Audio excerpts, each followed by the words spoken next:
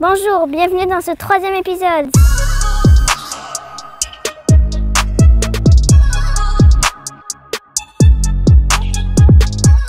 La construction est bientôt terminée. Encore quelques détails à régler, mais ne vous inquiétez pas, je gère. Le printemps 2021 voit fleurir le groupe scolaire intercommunal du Civu du Lumançon.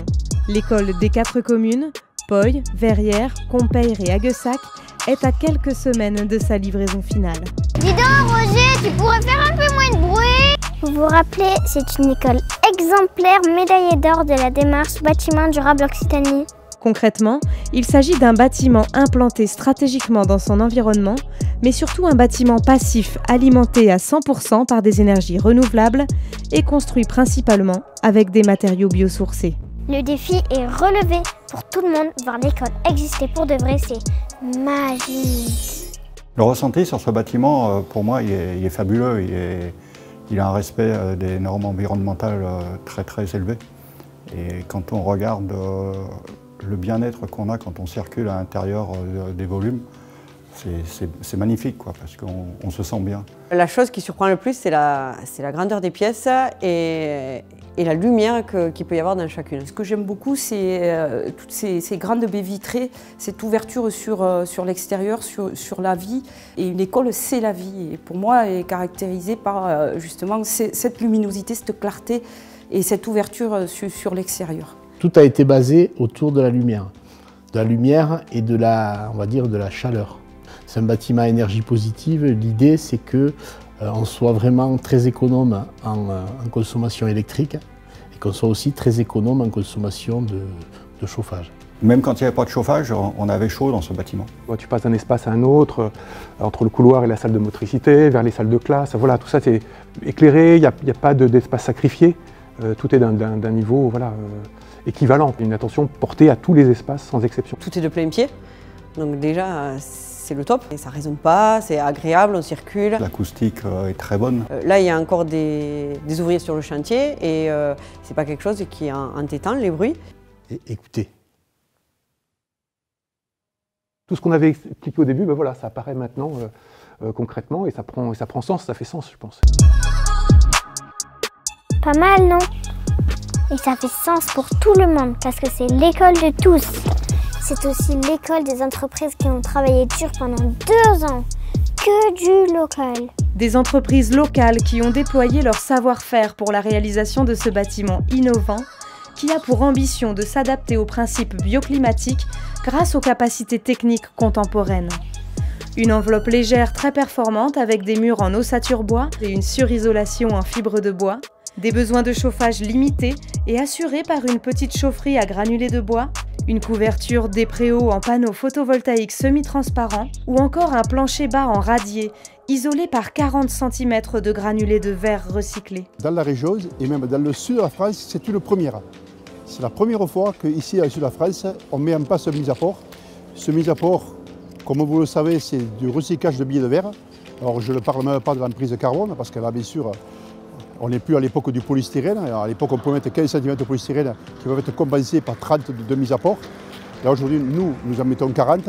Et c'est vraiment un esprit particulièrement environnemental. Le premier critère qui nous a permis d'être adjudicataire de ce chantier, c'est qu'on est certifié bois d'énergie centrale. C'est un bois qui est naturellement isolant. C'est-à-dire qu'on a une certification où on utilise plus de 60% de bois provenant de forêts PEFC du Massif central. Nous sommes spécialisés dans la mise en œuvre de systèmes de chauffage et de ventilation principalement, et faisant appel aux énergies renouvelables. Donc dans le cadre de ce projet, c'était une évidence pour nous de se présenter, puisqu'on a un bâtiment qui est exemplaire. Nous avons un chauffage au granulé de bois avec la chaudière que vous voyez ici, qui va assurer le chauffage du bâtiment via un principe de ventilation double flux.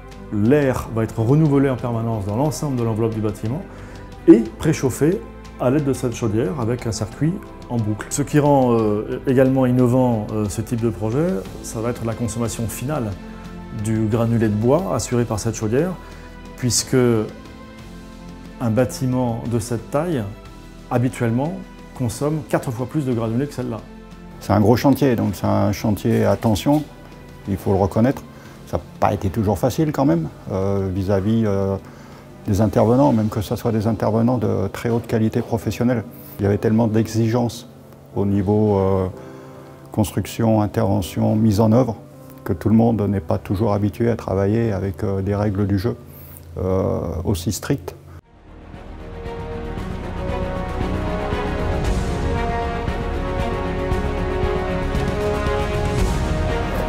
Oh, ça marche pas ce truc, ça m'énerve. Roger! Il est où, Roger?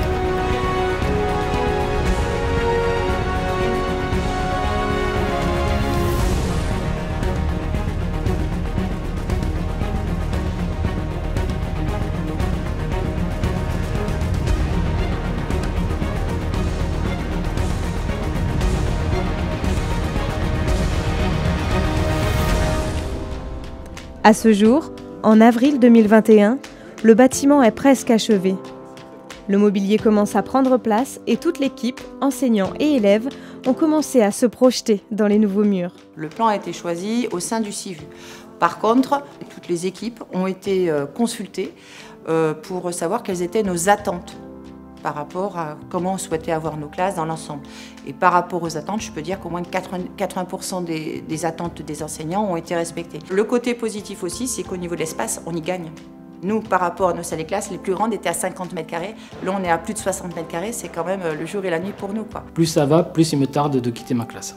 Non seulement moi j'ai hâte, mais je pense que les enfants aussi, ils ont très hâte aussi. Ils ont réalisé une fresque en mosaïque. Ils ont pris ça très à cœur, de décorer leur nouvelle école.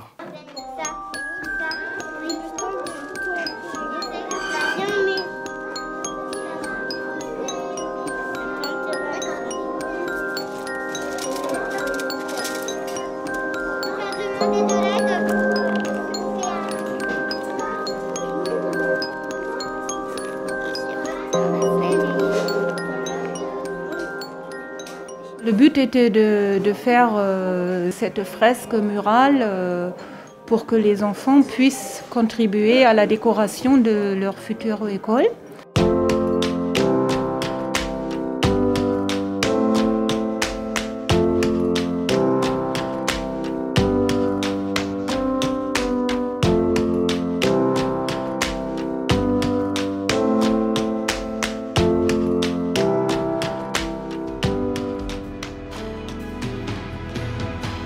Livré en juin 2021, le bâtiment commencera à prendre vie dès l'été, pendant lequel élèves et enseignants prépareront les cartons des écoles de Verrières et Aguessac en vue de la rentrée prochaine.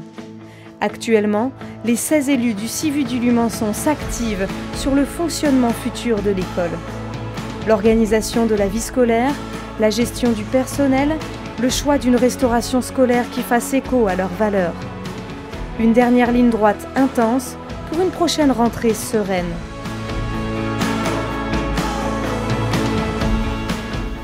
Voilà, on n'est plus très loin du grand jour. Je troque mon casque et mon gilet de chantier contre mon cartable.